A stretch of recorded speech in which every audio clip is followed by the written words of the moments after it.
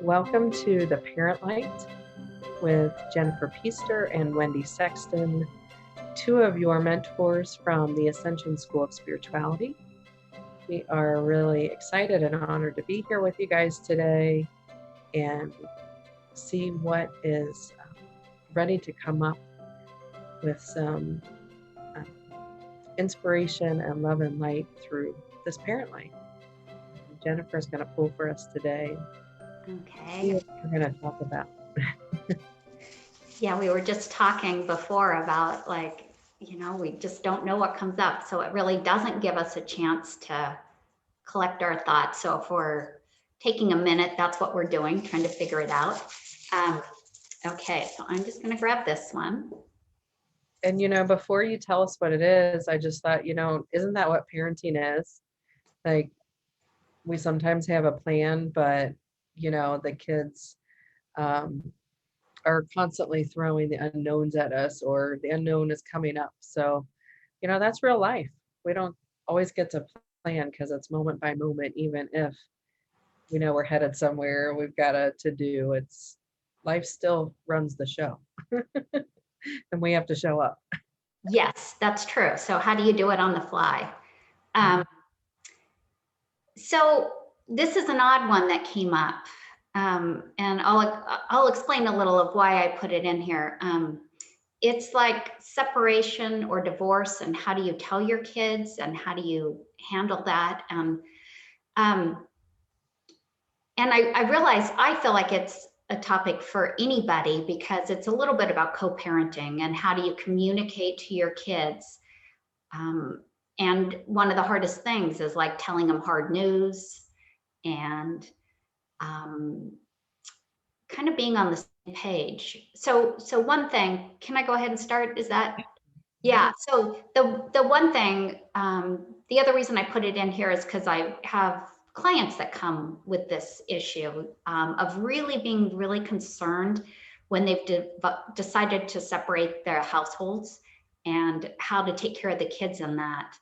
And one of the things that I always tell them is, like, the kids want to know that you're both still going to be their parents, that's not going to change. And they also want to know that it has nothing to do with them, that it's, they didn't do anything. But I really do think the key is they get scared that they're going to lose one of the parents. So if you can just really reassure them that that's not true, that you'll both be there and you're parenting. And then how do you co-parent? That's like a whole nother thing. But I think like the key thing is just bringing your adult parent part of you to the conversations, because you're not going to agree with your spouse always on what the best thing to do as a parent. And that's regardless if you're separated or you're a household that's all together.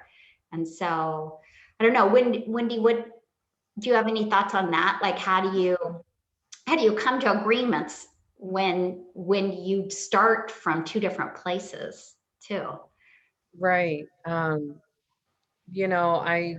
come from a household where my parents are still together, and my husband and I are, together. But I do have people around me, friends and relatives, that have those separations. And, what my experience through being able to see it through them, a big part of it is realizing that no matter which side you're on, and if there's putting blame here or there or whatnot, that really the kids, like you said, they just need to know that you love them. And I can see from some relationships where they're newly divorced, or they've been divorced a long time, what have you, and God knows what this relationship is intended for, and how this family is to continue to work. But I love to see where, even if there's hardship and hearts are hurt for sure, that the parents can keep that conflict, between them, versus using the kids as mediators. Um, because those adult relationships will figure themselves out, and the children I see will learn truths over time.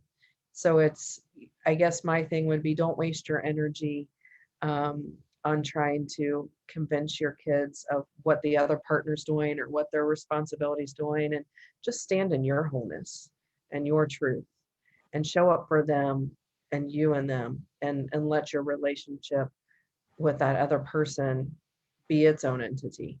um, but kind of leaving out those specifics with the kids so that they don't have to be caught up um, in some of the messiness of it. I Yeah. can see where that would be hard, but that's one thing I see is I feel like if the parents really just stand in, no matter what messiness there is, if they spare that from their kids of no name calling essentially, um, and just letting them know that the other parent loves them, even if they're not maybe showing it, or it doesn't seem like it to them. um, I think that's what the kids need to hear the most, is that they both love them. Yeah. And I love that you brought up the no name calling, because, I heard it said once and it really struck me that, like, if you're calling your partner or your ex-partner a bad name, or just talking bad about them, like, the child hears it of that you're putting down their parent, which is so insulting to the child. Even if they're upset with that parent, Mhm. um, it's very different if they hear it from you. So just remembering that they're hearing it with a whole different ear, Yeah. and that it can do a lot of harm, because they want to believe the best of their parents, which is helps us so much when we're messing up, right? That they're always trying to look for the good in us. Yeah. Um, so yeah, not pulling them in the middle Right. that way, and not making them have to make choices that they're not ready to make. Mhm. Yeah, and I think letting them know that both parents love you, and we want you to feel comfortable and happy wherever you are, and that it's okay to tell us when you maybe don't feel that way, or if there's something that would help you feel better in one household or another, or one situation in another, so that we can do our best for you. And just letting them know too, I think it's really important that they know that you know whatever made the parents separate wasn't their fault.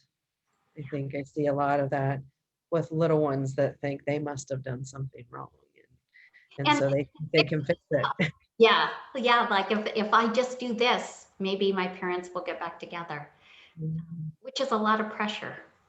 Mhm. So just anytime you can make it clear to them that, there's nothing to do to change it.